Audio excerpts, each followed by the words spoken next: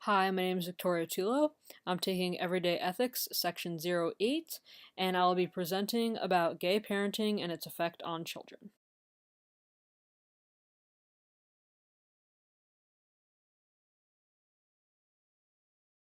Today, in the United States, people are becoming more accepting of homosexuals getting married, and homosexuals having children. But what does this mean for the United States in regard to children and parenting? Is there a difference between gays getting married and having children? Who is truly being considered when it comes to gays adopting children? Of course, every child that's up for adoption wants to be adopted, but is it in their best interest? Who's receiving the most moral? It can be argued that a child that is waiting to be adopted will benefit by having gay parents because they will no longer have to be in an orphanage. It could also be argued that a child will be more accepting if they have gay parents rather than heterosexual parents because they'll be entering this world knowing nothing but that in their immediate home. At the same time, does a gay couple's right to have children supersede their children's rights?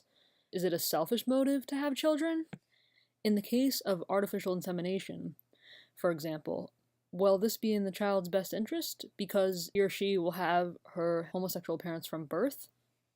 Or will something such as artificial insemination confuse a child because it doesn't know its true origins?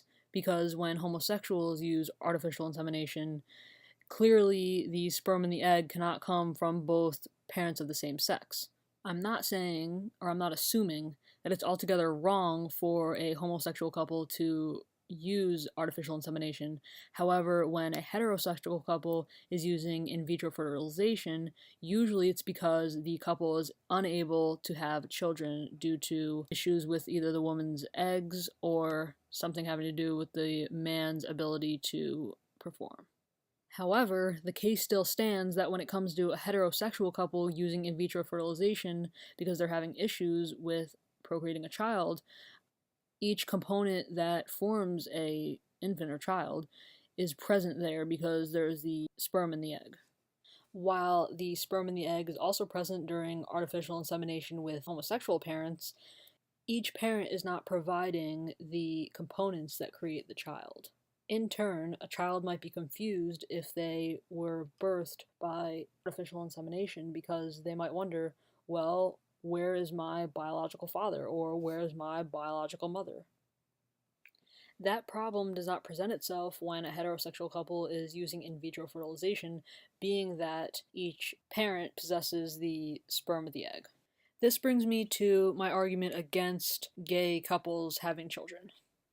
Consensus by many holds that gay couples having children will result in the children being psychologically disturbed, emotionally, or sexually, as opposed to children who are raised by heterosexual couples.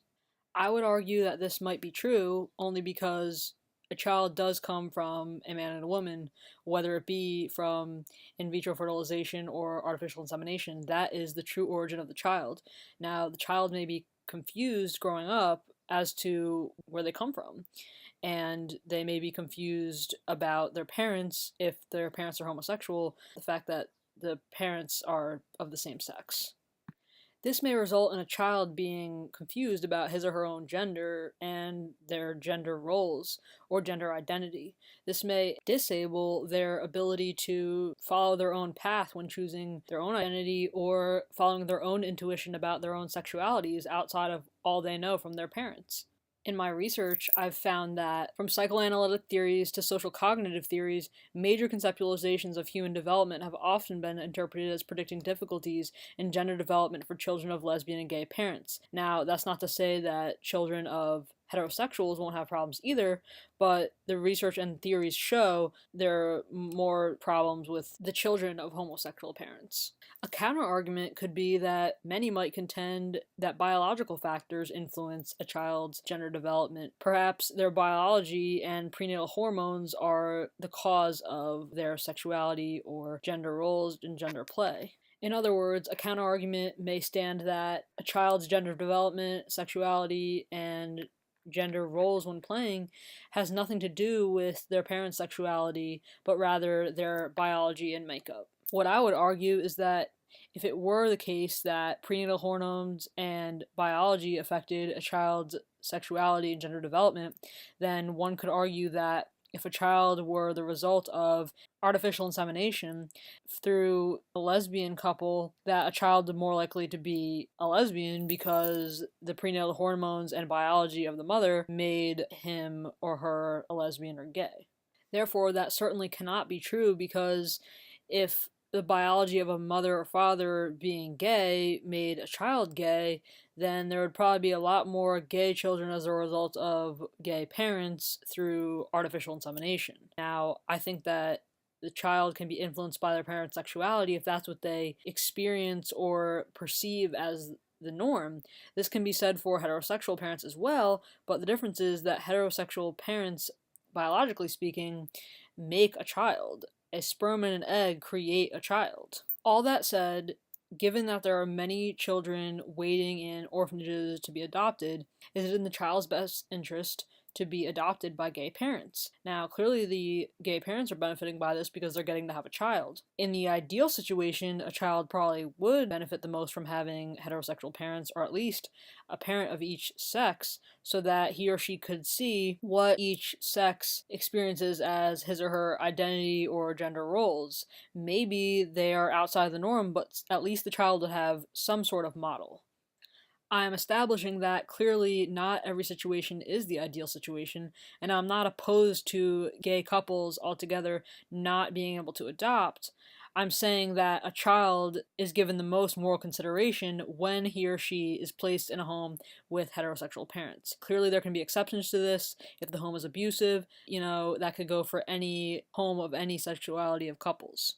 Now, granted the fact that there are many children in the United States waiting to be adopted, findings exist that a lot of the studies that were performed that resulted in saying that heterosexual couples and homosexual couples parent on the same level and provide the same results were actually pretty skewed, because the samples that were provided were handpicked by the researchers themselves. So can the data be trusted, showing that homosexual parents do not produce children who are either confused about their gender identity, gender development, or have emotional and sexual differences than heterosexual raised children?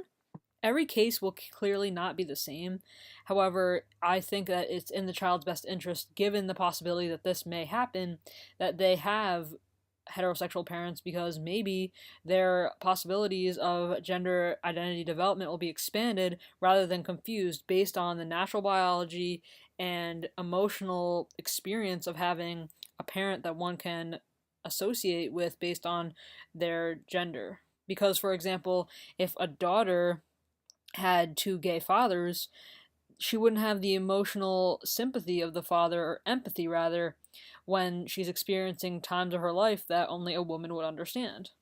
This can also be said for a daughter of a single father, but the difference is that in most cases, a daughter or son of gay parents or lesbian parents, it's made by a choice. Single parents usually is a result, an unfortunate event, or something that forced them to make the decision to be on their own with the child. So ultimately, I think that a child or children are better off having parents who are heterosexual or parents of each sex, so that he or she can have the most experience, understanding, and, watching their parents behave and seeing two different sexes independently of each other. If the child is gay, or that he's gay or she is lesbian when she's an adult, at least he or she got to experience the two sexes and potential gender identities and have an understanding of where he or she came from. Even if the child is adopted and his or her parents are heterosexual, at least they can know, okay, I come from a mother and a father.